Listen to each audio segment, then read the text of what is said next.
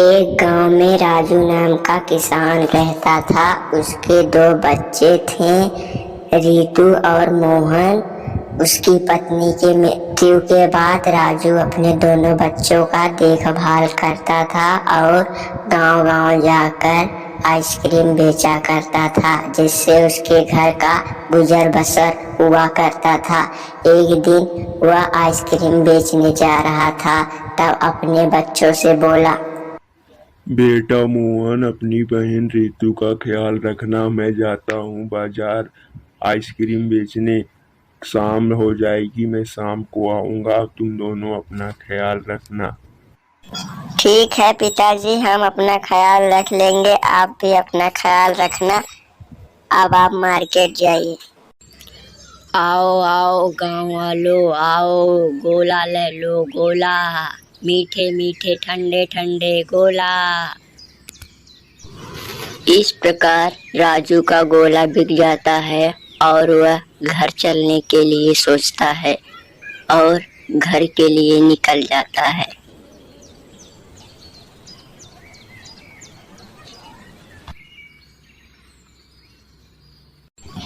शाम को जब राजू गोला बेचकर अपने घर लौट रहा था, तब उसके पीछे एक चुड़ैल आ रही थी। वह राजू को मार कर खाना चाहती थी।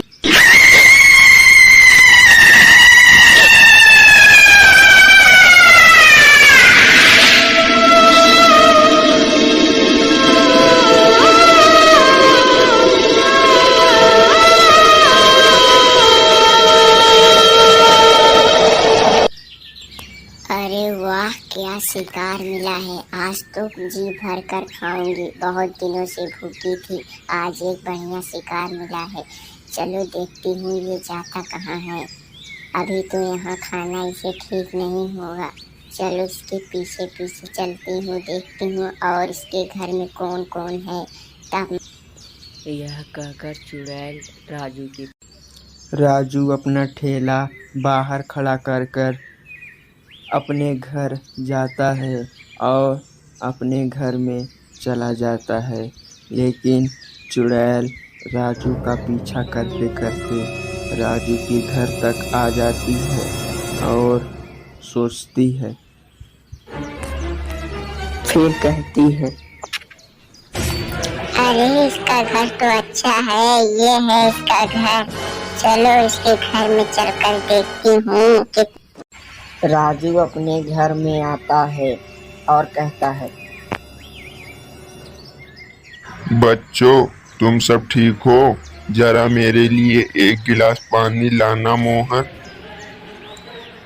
तब मोहन बोलता है, हाँ पिताजी, हम सब ठीक हैं। आप बताइए, कुछ खाने के लिए हमें लाए हैं कि नहीं? बहुत ज़ोर से भूख लगी है हमें, पेट में चूहे दौड़ रहे हैं। आप कुछ लाए हैं खाने के लिए या नहीं लाए हैं?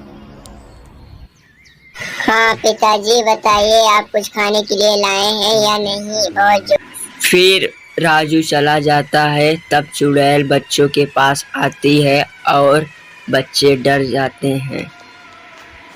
फिर चुड़ैल कहती है, अरे अरे बच्चों, डरो नहीं मुझसे, मुझे अपनी माँ जैसी समझो। फिर मोहन बोलता है, आप तो चुड़ैल हैं, आपको माँ जैसे कैसे समझूं मैं। आप हमें खा सकती हैं। फिर चुड़ैल ने सोचकर बोला, नहीं नहीं बच्चों, मैं तुम्हें नहीं खाऊंगी। तुम अच्छे बच्चे हो, तुम मुझे अपनी माँ जैसे ही समझो। मैं यहाँ तुम्हें खाना देने आई हूँ। तुम्हें जोरों से भूख लगी होगी ना? आओ, मैं तुम्हें खाना देती हूँ।